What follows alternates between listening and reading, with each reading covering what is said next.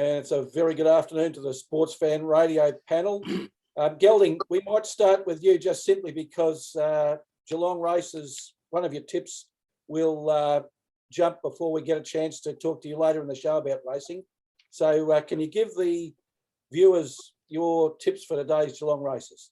Yes, Professor, just quickly, we'll go race 1, horse number 6, Pensagra, ridden by Mark Zara, so we have to get away nice and early. That race is at 12:20. We'll then go race 3 at 1:30, number 2, Garraway.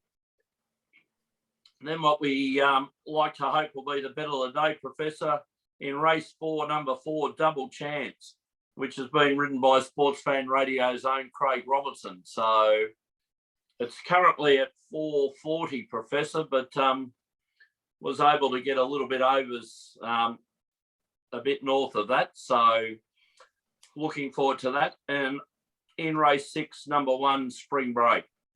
So there quickly, but I'll let you know how the first one goes, Professor. All right, thanks, Gelding. And Judge, there's an aim and bet for your good lady, Double Chance. I think she'll be onto it right away, Professor. It sounds good omen, so yep, she'll be on it. Just getting off script just for a second, one thing that wasn't a good omen yesterday, Judge, your football team needs to learn how to kick for goal. Extraordinary, Professor. Isn't it amazing how we talk about the professionalism of footballers so often, and yet the most basic skill in the game, and the one that's most easily rectified, I would have thought, is has become the bogeyman of St Kilda, to a point. I think it becomes cancerous. It goes through the whole team, and it's starting to go through the whole team. And I think if one factor is going to eliminate us from finals this year, it's the kicking. It was extraordinary. It's not just Higgins, but he was obviously the worst offender yesterday. I was going to say, to a point, was almost Freudian there, because that's all you seem to be kicking. Yeah, John, on that, Higgins, being an ex-Richmond player, of course, I've watched him play, is normally a pretty reliable type of kick.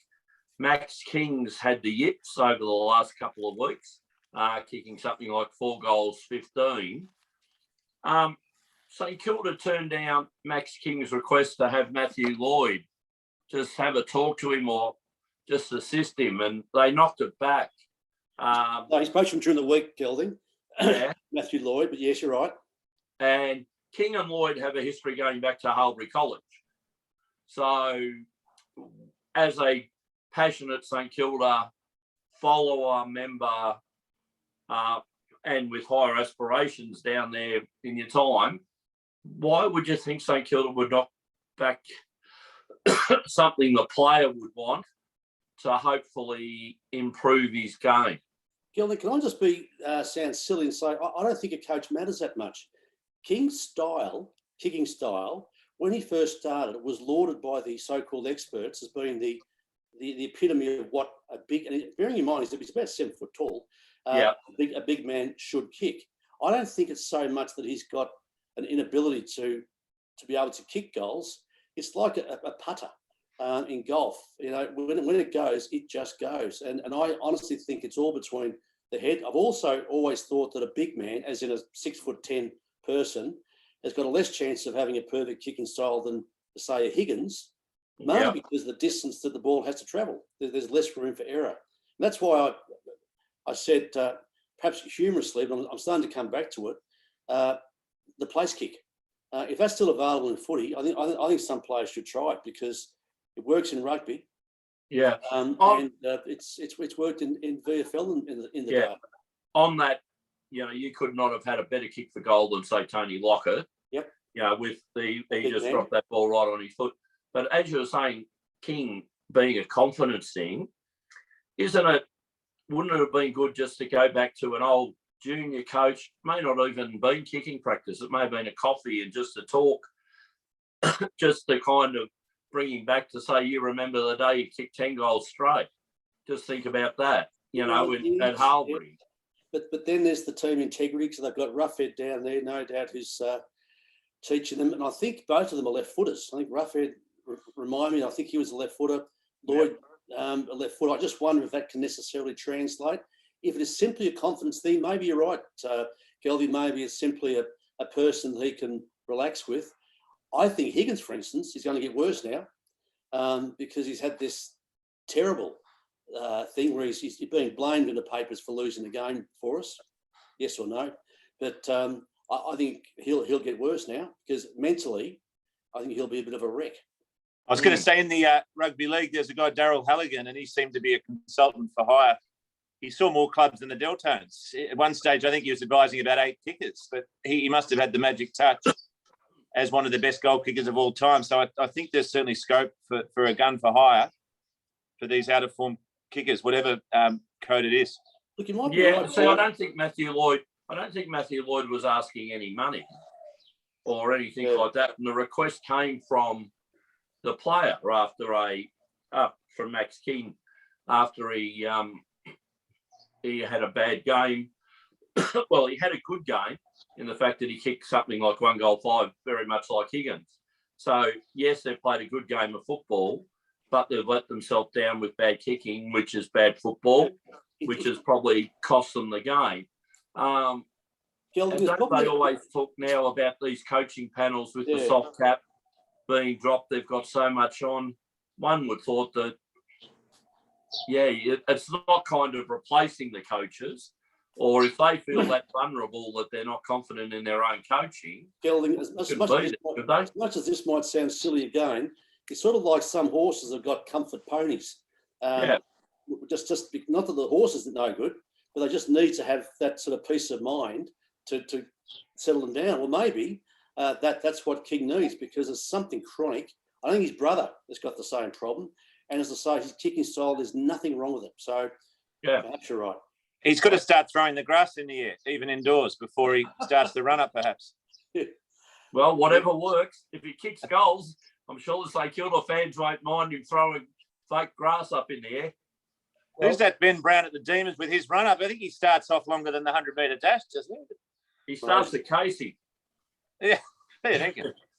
All right, Judge, I think there's one thing just to finalise the discussion. I watched the last quarter of that game yesterday, and I don't think there's any doubt that it was the kicking that cost St Kilda the game. If they kick straight, they easily win that game. They are. They're actually not a bad team. And look at where they were last year. They can't have fallen so far in 1 year. I mean, it's possible, but unlikely. And I think you're right. It's the kicking, not just for goal, Professor. It's also around the game. It's just not as smick as Richmond is, as the Hawthorn used to be. And I think it's one of the it's the great skills of AFL, and we've fallen behind in that area. And the club has to pay the responsibility for that.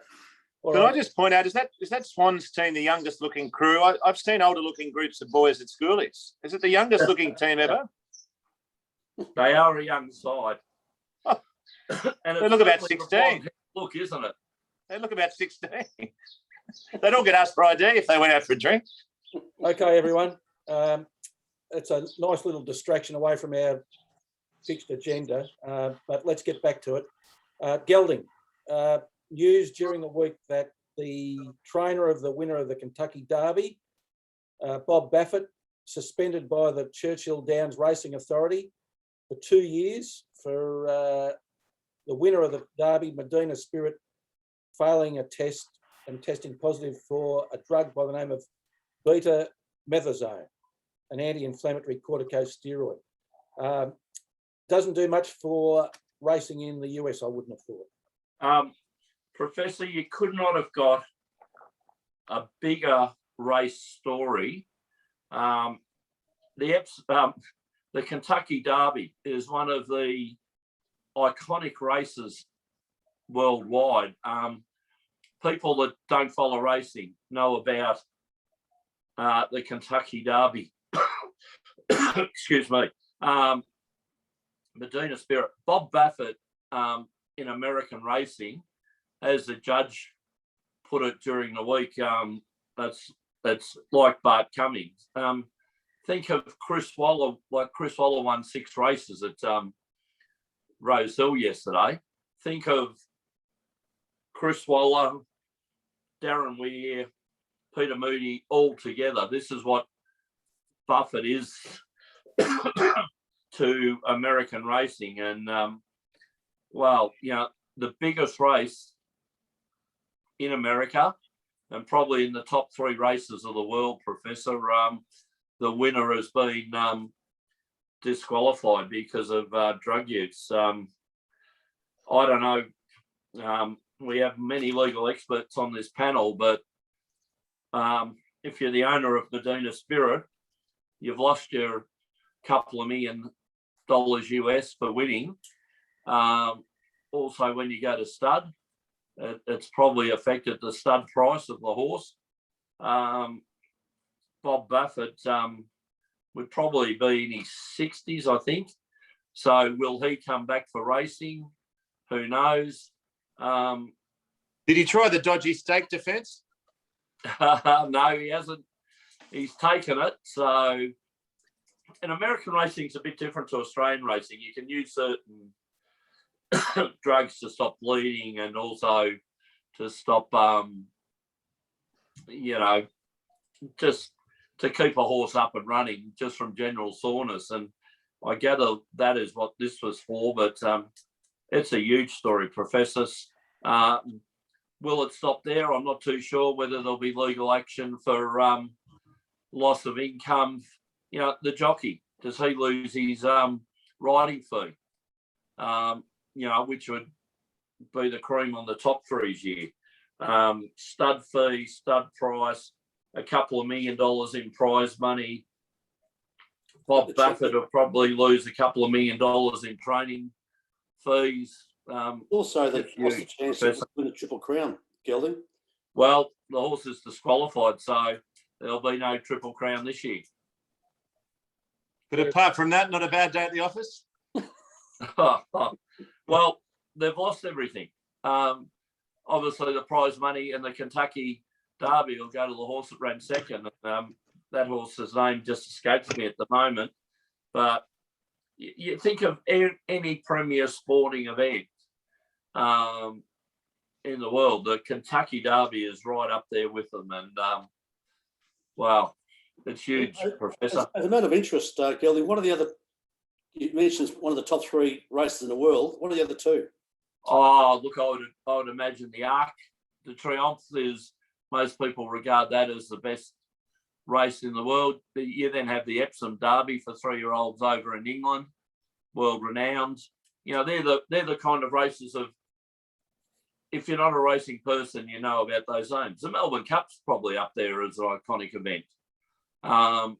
It would be in the top 5. But if you think about even the Triple Crown, a lot of people don't know about Belmont and the Preakness and things like that, but they know about the English Derby, the Epsom Derby. How about the Kentucky Derby, Gelding? The Kentucky Derby, yeah. Let's go to the Kentucky Derby. Too many It'd be a nice derbies, touch if the horse that came second was called Double Chance. Oh, dear. Or maybe second position. Yeah, maybe. Not, other than 5th position. Yeah. Gelding, the lawyer who's acting for Bob Baffert, amazingly is known as, or his name is Craig Robertson.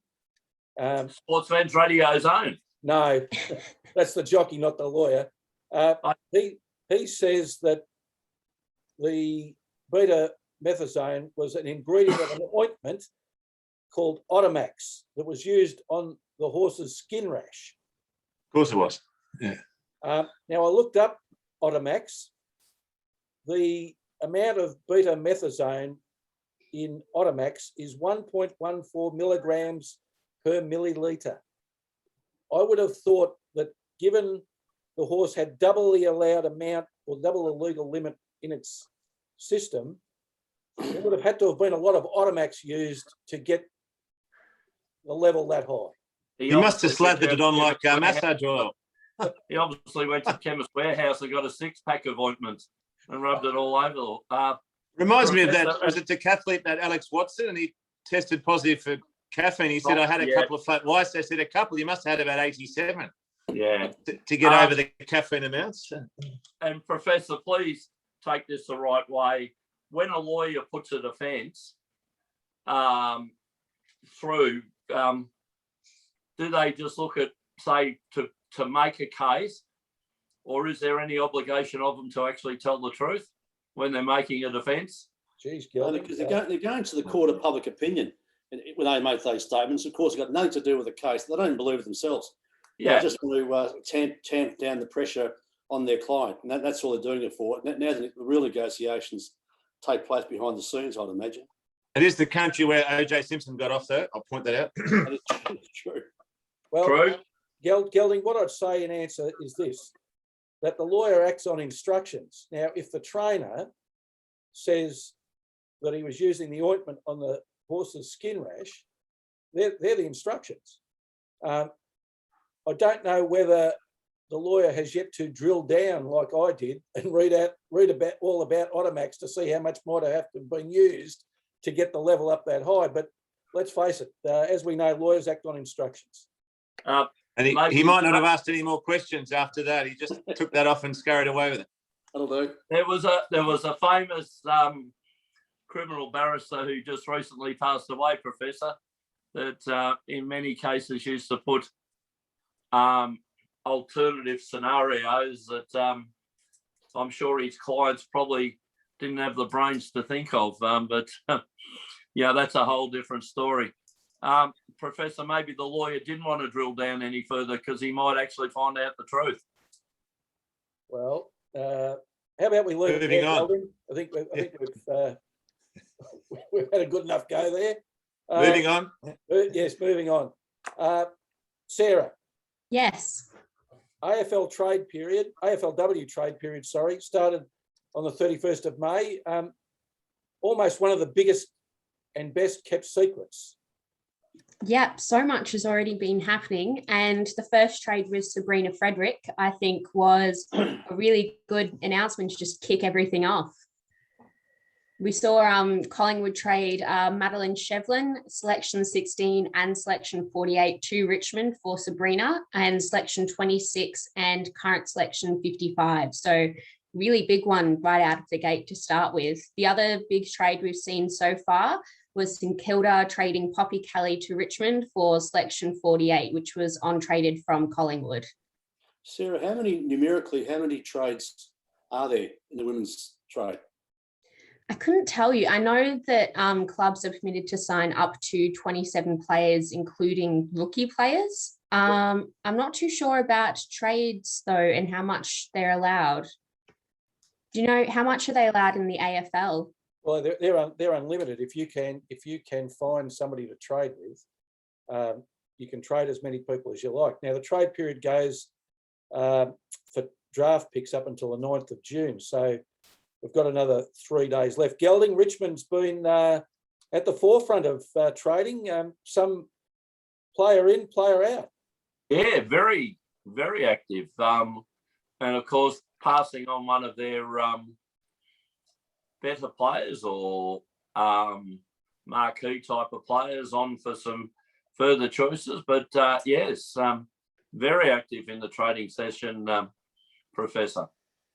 Yeah, I wonder why they would trade Frederick, Sarah, because let's face it, she's been an All-Australian on 2 occasions, came from Brisbane, and is only 24 years old. So it's not as if she's an aging recruit. Maddie Shevlin going to Richmond, hasn't done all that much with her career. Played with Casey in 2018 after being drafted by Melbourne, but didn't play a game with them. Won the best and fairest at Casey, but then was drafted by Collingwood and didn't play. Only played 13 games with them in 3 years. So just seems an unequal trade if you're looking at it. I think it looks like Collingwood got the better of the deal. Professor, if I could add on to that, I'd very much like to ask Sarah's opinion on that, because I would have thought that it wasn't the smartest trade by Richmond. But I'd like to get Sarah's view on that. There's been a lot of speculation, especially around the fact that Sabrina has been such a marquee player. Why you would trade her off, especially when she's been such a big part with alongside Katie Brennan and Monique Conti in building the Richmond image. Trading her away when Richmond's still a relatively young side is something that I don't think anyone saw coming. There's been a few people have said that it might be obviously Collingwood wanting to strengthen their forward line, so wanting to bring Sabrina in, but it still doesn't explain as much why Richmond has actually made the trade, whether they've got some kind of sneaky plan in terms of getting a few more draft picks, maybe they want a few more younger players to come up, whether they're pretty happy with their forward line, having Katie Brennan in there as well, and they have a really solid midfield coming through at the moment. It's hard to say exactly why Richmond would trade away such a good player and one of their marquee players. On face value, it doesn't seem It doesn't add up. It doesn't seem a positive move by Richmond, does it?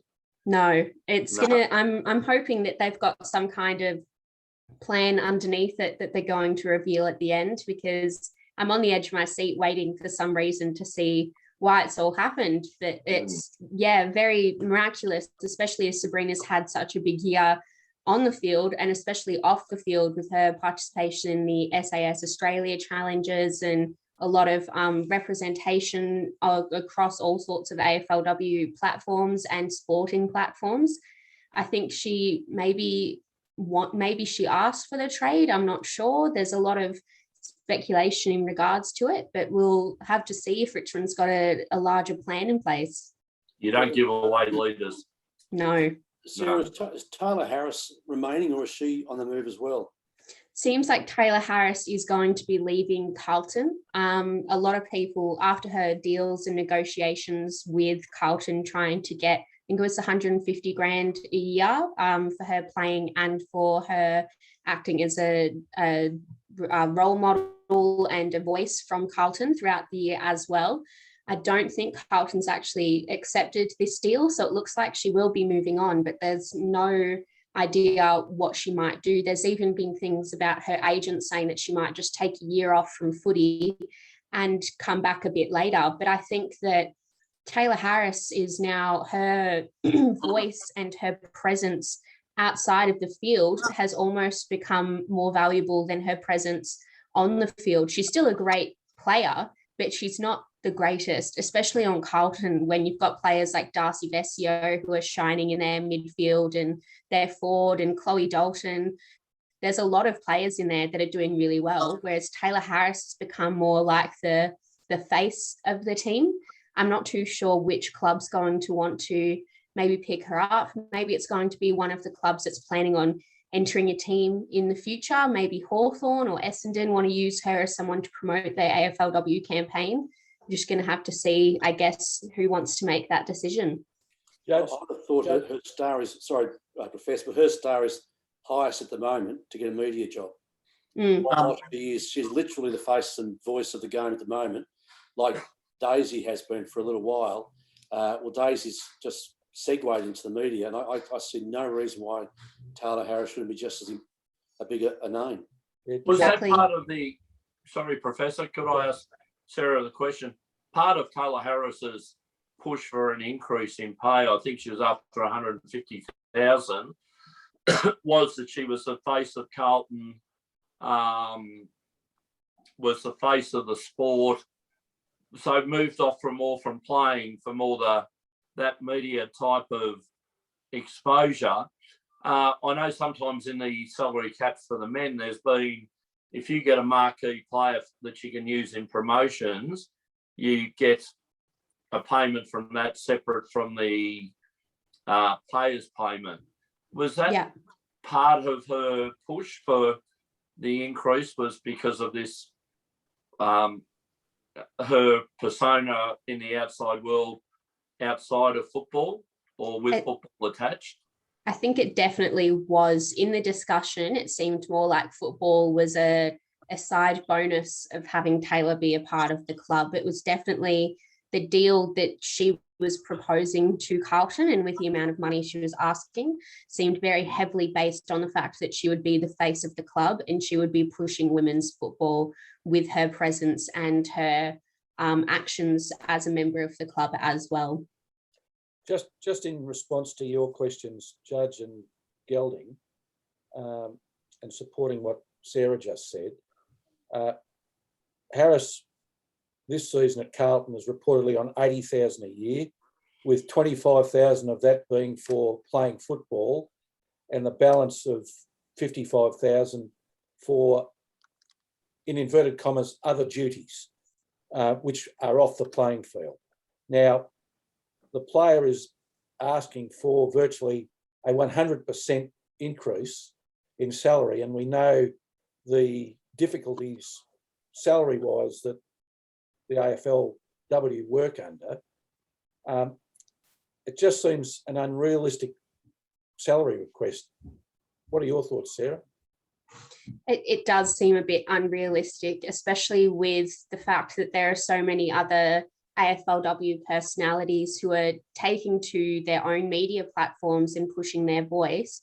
If Taylor really wanted to generate more income based off of her own media experience, she could probably speak to her agent about doing that outside of Carlton and still staying within the realms of her contract. Like, she's written a book before, her biography about her career up to date. She's had a lot of work done with Colgate. So she's the AFLW Colgate ambassador alongside Eddie Betts for the AFL. And she's done a whole lot of other small things as well, but there's plenty of AFLW players that have their own, not necessarily side hustles, I guess, from the AFLW, but they're moving more into that media side and almost turning football into that side project that's really pushing up their media career, like Darcy Vesio and her graphic design skills, and Daisy Pearce and her performance on field and also in front of a camera with media. Chloe Dalton starting the Female Athlete Project podcast and generating money for refugees who want to play sport through her t-shirt campaigns. There's a lot of athletes that are doing a lot of really amazing things in the AFLW and in the AFL. I think that what Harris was asking from Carlton alone, though, was just a bit too much. If she really wanted to make that much money, it might be worth having a look outside of Carlton and outside of football and maybe seeing if there's an opportunity there. Professor, a question for Sarah. And I'm sure the judge will be very interested in this, if the AFL is interested in the promotion of women's football, should they have some marquee players from the Women's League be paid by the AFL for the marketing of women's football, which would be separate from their pay packet? I mean, potentially, you could say that would be a good way to push the AFLW game a bit more, but in some ways they're already doing that with players like Daisy Pearce and supporting her. And whenever she's on, if she's not commentating on a game where obviously she will be talking about the game, she has a lot of other commitments during the AFLW season. She hosts a show with Sarah Black, the AFLW wrap-up, and she's there as a voice from the AFL and Fox Media to talk more about AFLW. And as we see more people move into the media side of their career after they retire, we might see a few more people do that, or whilst they're still playing, as Daisy is. I don't know if it's something that the league would necessarily benefit a whole lot from, just having a marquee standout player. There's already a lot of players who run with AFL and AFLW sponsors, like Katie Brennan runs with Toyota for their Good for Footy campaign. She's the face of their Good for Footy campaign, along with, I think it's Jonathan Brown. And there's a few other girls doing some really awesome stuff here and there with AFL sponsors. I don't know if they need to have one marquee AFLW face. So I think if they run the competition the same way they're going to run the AFL and keep marketing it the same way, that's probably the best way to go, rather than have the whole game rest on a few players' shoulders. Otherwise, you're also it's hard to market towards every club that way as well, because you can't have someone from Richmond maybe marketing towards people in the Gold Coast or Western Australia, and it might bring up that. Or say one from each club, so we'll give you an Aaron Phillips, say from Adelaide, a Katie Brennan from Richmond, all those, Taylor Harris from Carlton. If you had like the same when I buy my Richmond membership, Conti was on the photo with Cochin. Lucky Frederick wasn't. Yes. Well, that was for this year, Professor. All right. I've got to pay this year's yet. Yeah, just Sarah, Judge and Gelding, perhaps if we look at Taylor Harris's performance this season coming out of contract, she didn't finish in the top 15 in the best and fairest count at Carlton. So probably not a good year to be going to the club saying I need 100% rise in my salary. No, definitely not a good year. Yeah. She hasn't had her best year, and especially I think there's been a lot of pressure from her outside with a lot of the media stuff she has been doing. So I guess balancing that off the field life with her on-field game is something that she's going to have to work on in the future. Professor, as I understand, the AFLW has got a salary cap, which I think is $500,000 roughly per team. Let me make a prediction. A player like Taylor Harris will take the salary cap to court and will be successful. There is no legal reason why you should have a salary cap for women's football. There are no reasons for the men's football, by the way, but the reasons of professionalism are some reason. Most of the women aren't playing professionally. There is no reason why a player should be limited in the amount of money that they can get from playing football. And let me just make a prediction. There'll be a Taylor Harris type as an elite player who takes the salary cap on and will be successful. So put that down the prediction list, Professor. Okay, I've just noted that, Judge. You'll be pleased to hear that the two teams that are front running for Taylor Harris at the moment are Melbourne and St Kilda. So St Kilda have obviously got plenty of money, Judge. Not that much money. Anyway, 15th of the best and fairest. We may not want to. Is Molly Meldrum slipping us something on the side, perhaps, the brown paper bag? Professor, if I could just add, the first tip has been run and lost, unfortunately. Pentagraph finished 5th in the first at Geelong. So we've still got a double chance. Still got the double chance. We've still got the double chance in race 4. Perhaps the viewers might have thought I should have left that till your tips till later in the program, Gelding. That'd be rich. But I hope you might get a bit of follow back on that. Can we say good afternoon to David from Mordialloc, Professor? Yeah, we can. Now, you mentioned Daisy Pearce several times, Sarah. I see that she's advised the Melbourne Football Club that she's decided to go around for one more season. Yes, no, she seems to be, I think, especially after having her kids, there's been a bit of speculation about what she was going to do the next step in her career. And she's probably been very smart in the fact that she knows that it's time to maybe make that next step and going towards media. And she has had a great impact on the media so far with commentary in not only the AFLW, but in a lot of AFL games, I think now you could say. And a lot of panel work. She seems to be moving away from playing and maybe just trying to push towards seeing if she can get a flag with Melbourne, which we definitely thought they might have been able to do towards the end of the season, and moving towards the media side of her career. Well, if Melbourne are successful in getting Taylor Harris, and I see they're also chasing Geelong's 2020 best and fairest Olivia Purcell, if they get both of those, and put them into the team that they've already got, they might be very hard to beat. But I think it's a watch this space, and we'll see how the rest of the trade period goes. Definitely. Paul, NRL round 13, only 4 games, but I've watched each of the 3 so far, and I think we can use that hackneyed phrase, there's been something for everyone in each one. It's been quite a round. It's quite interesting origin period. It's probably like walking into your favourite restaurant and they've got the work apprentice kids running the joint, because the top chefs are all off on Origin duty, but that doesn't mean there's not enough talent to step up, as you've seen in some of the games. As you've seen with the Storm, it didn't look like they even needed their Origin players the way they went around.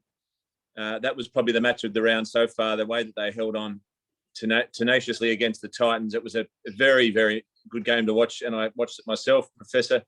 The Titans, a very warm moment there. Preston Campbell, who's one of the founding fathers of the Titans when they kicked off on the Gold Coast, his son Jaden Campbell had a very good game and a star for the future. He looks like he weighs about 65 kilos, so you can imagine the Storm big boppers were all over him, but he silky smooth, great to watch. So that was a very impressive win for Storm fans, because missing their best talent, they came out and won. Unlike the Penrith Panthers, they're missing a lot of players there.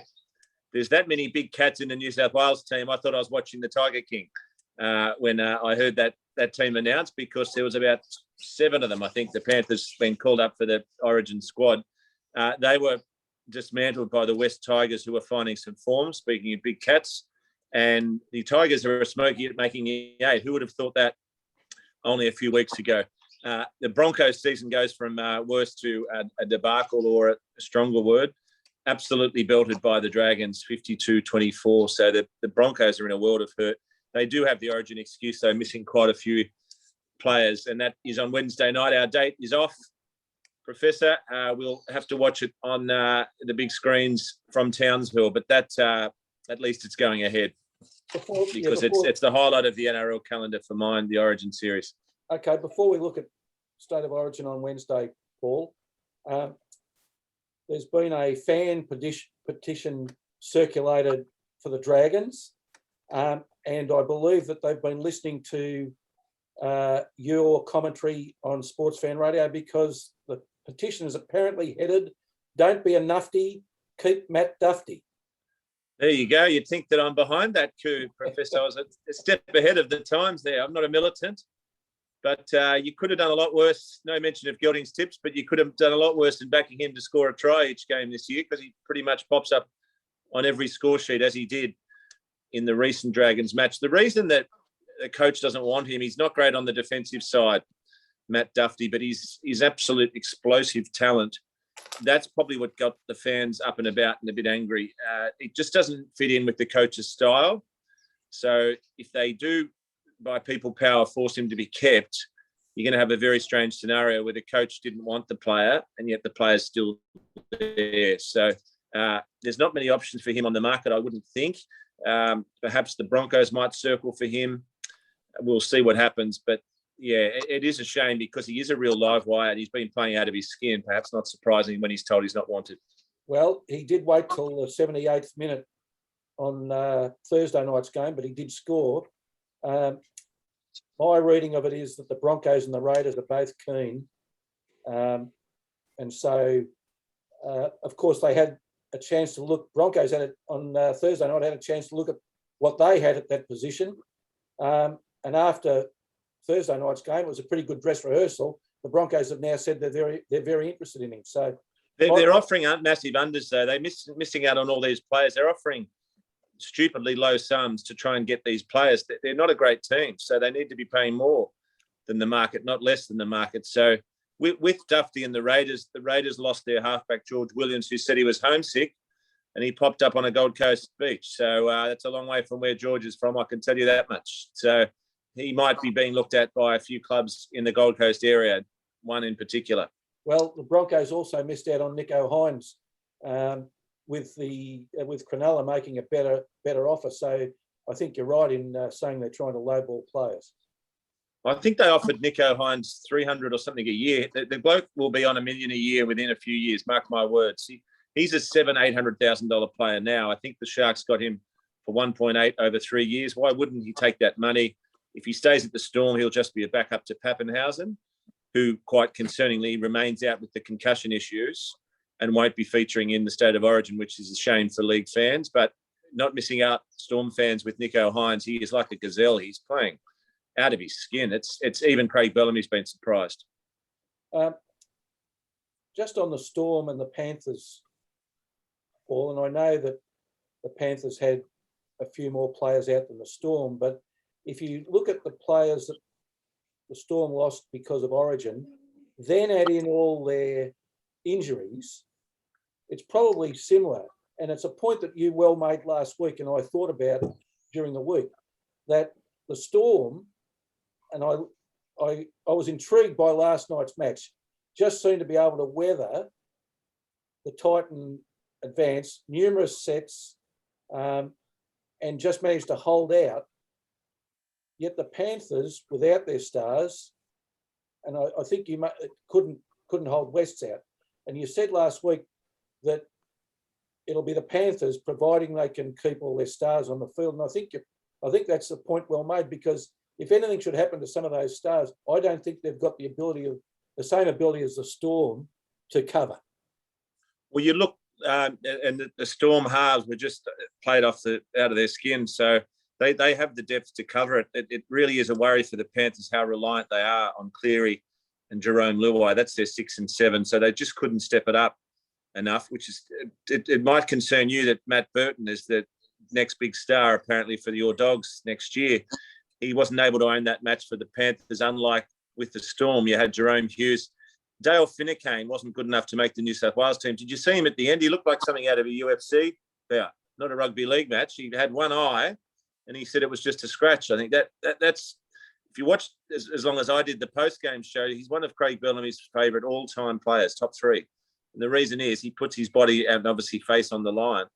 They just have tenacity, the Storm, to have the talent and also the mental fortitude to hold out games. The Titans should have won that game easily, but they just butchered opportunities, and you can't do that against the Storm. There was some shocking passes at the end there where the Titans could have tied that up. It's just horrific errors that the Storm just wouldn't make. And if you did, Craig Bellamy might throw a chair at you. We've looked over the last few weeks at sin binning and penalties. Let me tell you that Titans player Peachy should get an Academy Award for last night's performance for the whole game. How many non-penalties were awarded to him for things that were just ridiculous?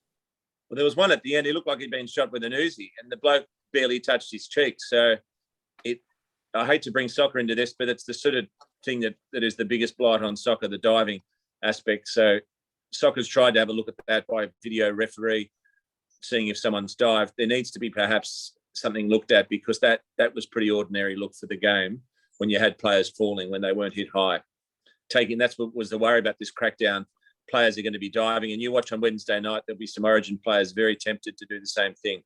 So something that has never been able to be laid at the door of NRL ever, and that is players taking a dive. From the 3 games I saw this weekend, there are instances in each game where a player seems to have taken the easy way and fallen over holding his head. That's what's not great for the game. So that's part of the players' unease, is that it's giving those type of players who perhaps aren't high on the integrity scale the chance to that they should have won that match, the Titans, on the back of those penalties, which would have been very eyebrow raising if they did win on the back of Academy Award type performances. All right, the Knights against Eels this afternoon at 4:05, completing this round.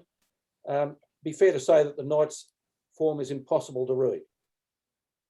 Oh, they're harder to read than a Chinese newspaper. I can't get a guide on them at all this year. The Knights, the Eels have got our favourite Police Academy star Reid Mahoney back, so he should guide them to an easy win this afternoon. They'll be pretty hurting after last week where they were exposed by my Rabbitohs, and I think it is a firm yes, as per your jacket, Professor, for the Eels this afternoon. I'd say 26-10. I think they could dismantle those Knights. Okay, and what we've all been waiting for, and which we were going to see in person at the MCG this Wednesday night, State of Origin. Unfortunately, as you've already said, we'll be both watching it on TV and seeing the game come to us from Townsville. The big concern for the Origin, for the Queenslanders, one of their best players in many years, Dean Gagai, has tonsillitis, but excuse the pun, he'll certainly find his voice come Wednesday night. He's been one of their best the last few years. At the back, they'll have I've Got a Dream, Valentine Holmes. They won't lose too much there. Cameron Munster is ready to go. and Cherry Evans there as well. $2.50 you get for Queensland, which if you're a punter, wouldn't be that bad value, I wouldn't think. I couldn't get on it myself, but that New South Wales team is amazingly well stacked with talent. Tom Trbojevic in the centres, Latrell Mitchell, who I think is the best player in the game at the moment, along with Tommy. So we've got two of the best players in the game in the centres. Tedesco at the back is finding form again. And then you've got just the way those Panthers halves are playing, Jerome Luai and Nathan Cleary, it's going to take something to stop them. And the Townsville heat probably won't help some of the players, but they're so fit these days with the new rules. I actually think that won't be a factor at all, that it's being played in Queensland territory. And for the punters, final score? I think New South Wales will win this. I think it'll be 18-10. I honestly think that that New South Wales team, the worry is, of course, that someone will hit someone above the shoulders and get sent off, and that'll change everything. Because it's hard enough in Origin with a full team, let alone missing one or two players. I just hope that the referees aren't too trigger happy pulling the sin bin or the send-off card out too easily, because it is Origin. I'm not justifying high contacts, and we have to keep an eye on concussion, but it could ruin the greatest spectacle if they're too trigger happy. And exotic bet, first try. Wow, our old favourite, Tom Trbojevic. I did tip the listeners into him scoring 3. I think it was last year at 51-1. So, I'm not saying he'll score 3 necessarily, but Tom Trbojevic to score a try during the match, that's one for the listeners. That's get out your super stuff. All right, but not necessarily the first one. Well, it's too hard to know at first try scorer because they're still setting up their platforms and anyone could burst over for the first. I would recommend as a safe punter, if that's not an oxymoron, get on Trbojevic to score like we do Dufty. Don't be a nufty. All right, Paul, fingers crossed for New South Wales. I know Schooners will be avidly watching on Wednesday night and hoping for a Blues win. I don't know who you're cheering for. You got the blue cap, but your jersey, it looks like something out of the Queensland camp, or the vote yes camp. I don't know what. We've already had the vote, Professor. You've got the yes out there proudly. No, it's double chance, mate. The double chance. Oh, that's it. So I'm having 6 each way. Alan Langer would be proud of that jersey you're wearing. You got blue underneath. I don't know what you're doing. All right, Judge. During the week, you circulated an email about a person by the name of Heinrich Ludwig Gehrig, better known as Lou Gehrig. Yeah. Would you like to take us through his achievements and what his life was like?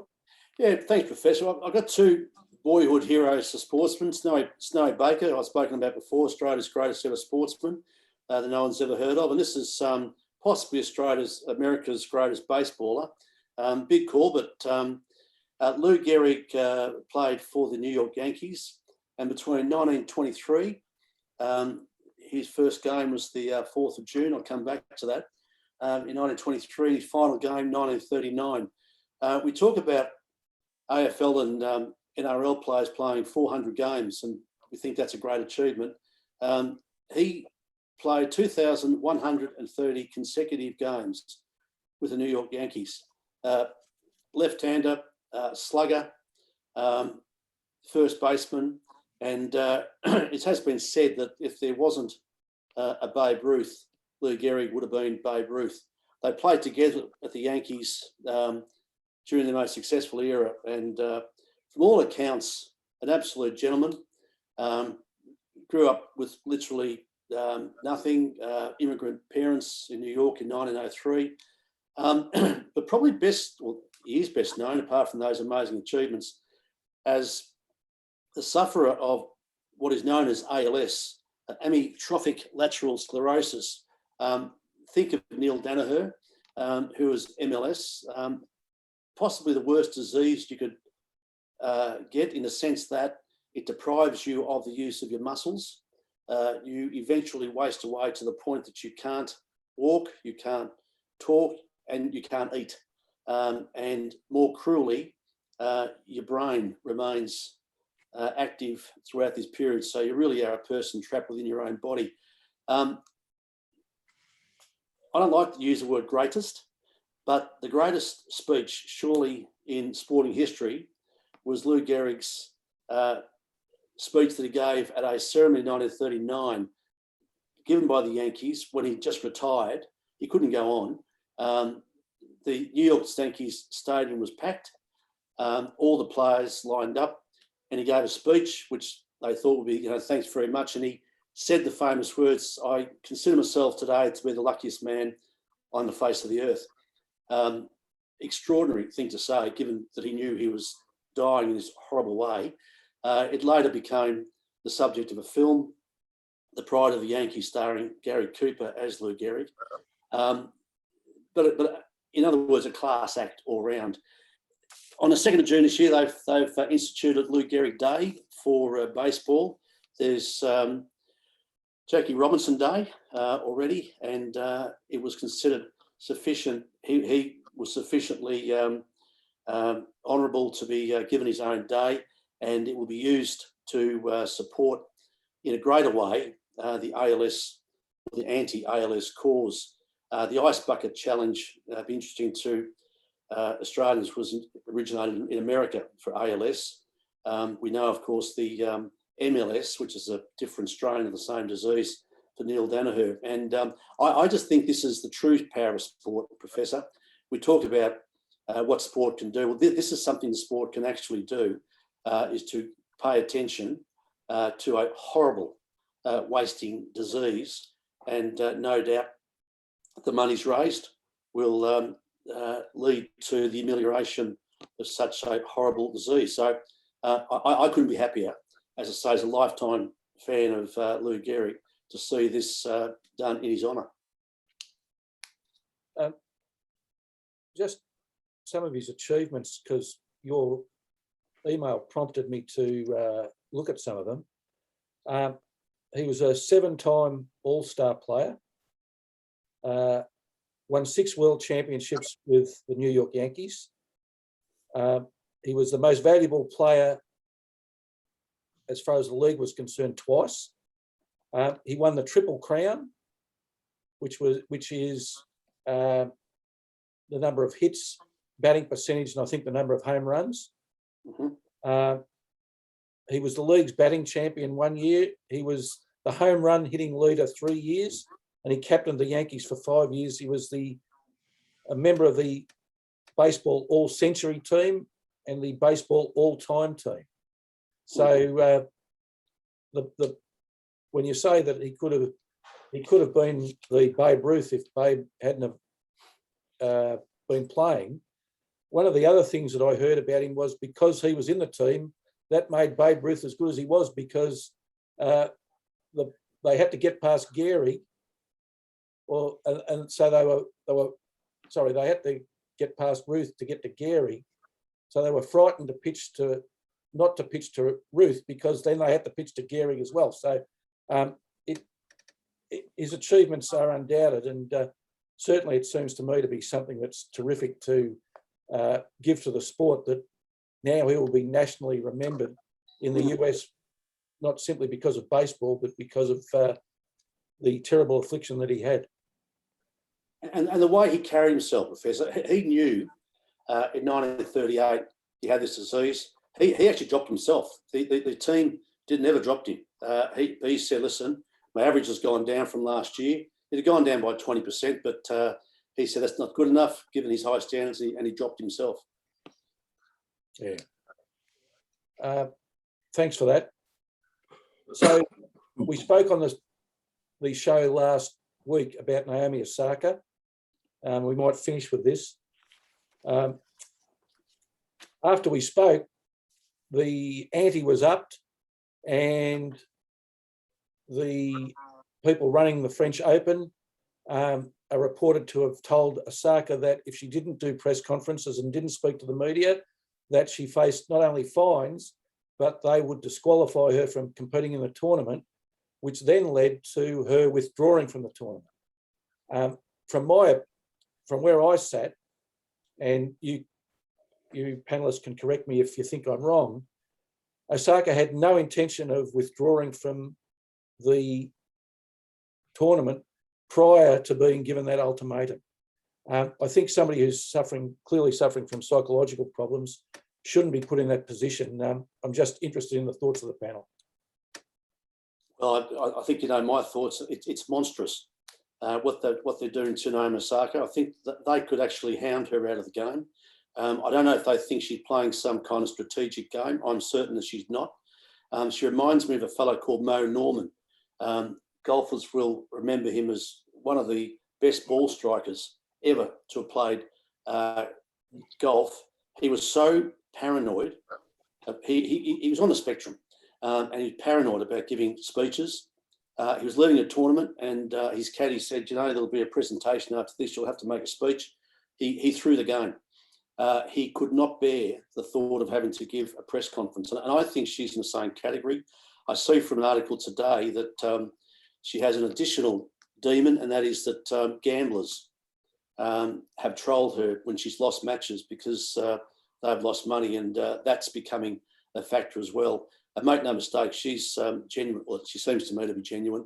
And I think what the game is doing to her is monstrous, and I think this might lead to a real rethink about how much the tour actually owns players and can expect what they like of her. People shouldn't have to do press conferences, apart from the fact that they're useless.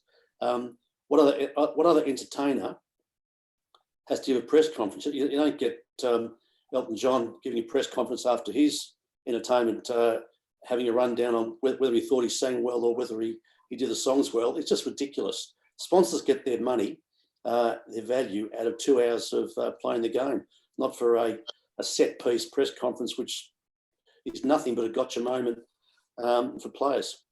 I was going to say it is related. Last night, the debut of Preston Campbell's son, he said, I spewed 4 times before the game. Now, the interesting thing, was laughed off by the panelists and rah-rah, but that just shows, if we think that these are superhero gladiators who just play out of their skins, out of habit and out of their talents, that shows how nervous you are to be physically sick.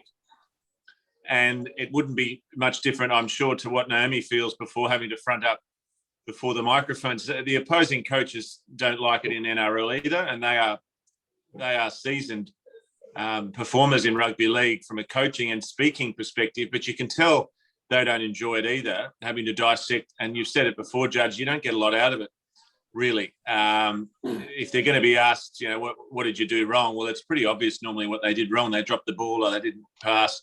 You don't get much from it at all. You can see, having watched it, what went wrong, but you really feel for her. And when you've got players throwing up before matches, it shows how much is involved in just being a sports person. Sarah, what were your thoughts?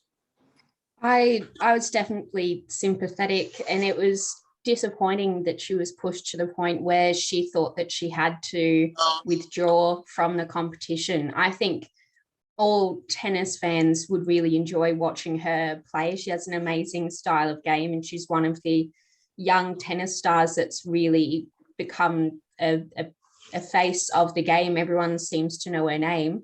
I don't think she had any intention of withdrawing from the competition either. I think she just wanted to have the opportunity to take a step away from the media, which seems to be, it's a very invasive process, especially having those press conferences. And there's some horrible questions that can be asked of people that might be deeply personal. And we don't know what's going on in her personal life or how it's her mental health might be affecting her. Maybe she just wanted to take the step back to be able to play the best game she could. And I think that's something that we should have prioritized, especially as sports, not only as human beings wanting to support her, as sports fans who want to see the best possible game. We should have been able to go up to her and say, yeah, take the step back. That's great. We want to see you at 100%. We want to see you really competing, and we want to see a great sports spectacle. We should have been able to back her to get there. Thanks, Sarah. Gelding, question for you. You're the organiser of Wimbledon, which is the next tournament that's coming up. Osaka, I don't think, is going to change her opinion of what she's going to do. How would you play it? Professor, I hear what everyone says, and I agree with them and things like that. These interviews on any sport, really, after the after the event don't really add anything. Sometimes talking to them beforehand, you find out more, which is particularly racing. They are basically just put on for the media that sells papers, sells TV, sells everything like that to give them more, to have all these people kind of cover it. If I'm running Wimbledon, do I want the press there to cover it worldwide? Of course I do. What do the press demand from all that? Is access to the stars. These people play this game. They're very good at it and they love it.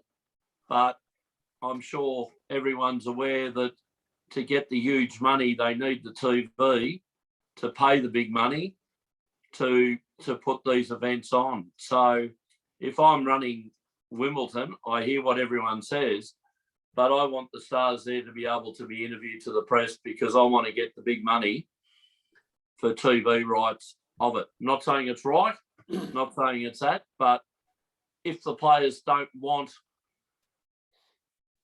to do all these things and TV sports pay less, then they should be prepared to accept less prize money. Again, in women's tennis, and let's go on to women's tennis and men's tennis, they pay the same amounts for the events. One can be a 5-set, one can be 3 sets. Look, I don't know what the answer is, Professor, but if they want these big money events to continue, that's part and parcel of it. Just on that, Gelding, though, a 3-hour movie doesn't mean it's better than a 1.5-hour movie. Exactly right. Look, Professor, completely agree with your thoughts. I don't think they add anything, and you get coaches and players playing the same thing. Venus Williams said during the week she used to go in them thinking that the people asking the stupid questions are never going to be as good a tennis player as her. So she kind of treated them with total disdain. well, I'll tell you what Serena Williams said, Gelding. This is her quote from yesterday's press conference. I needed a tough match. I needed to be Serena. I needed to be me. I'm the only me out there. How cool is that? Now, either she's taken the P1S or that is the most ridiculous thing I've possibly ever heard in my life, but I'm quite confident she's just taken the P1S out of the meeting and saying, this is the sort of crap that you want us to tell you. I'll give you nonsense. And I was going to say, Gelding, after the Melbourne Cup, you don't get much from the losing jockeys. You know, how did it go? Too fast to us today. They went too fast. That's all. You get a little sort of mutter as they wander away. They're not up for it at all, the losing jockeys.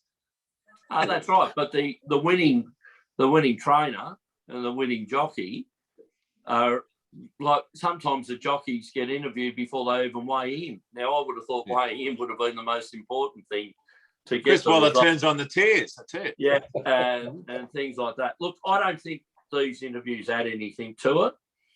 So why have them? Why have them? Yep. Because the people that pay the money to put the events on, like the TV rights, the question. they want to fill in time. They want access to them. I'm not saying it's right, John. I'm just saying it's there. Yeah, that's Okay. why it is. You know what? If you're running Wimbledon, and instead of saying, I want £100 million or £50 million to run it, TV give you 25, and you go to the players and say, you know, you're not going to get £50,000 for being a round one loser, like the Australian Open, or, you know, where you have all this money. You know, we'll be offering, you know, the winner £100,000, and, you know, if you want to play, you know, you might get all this.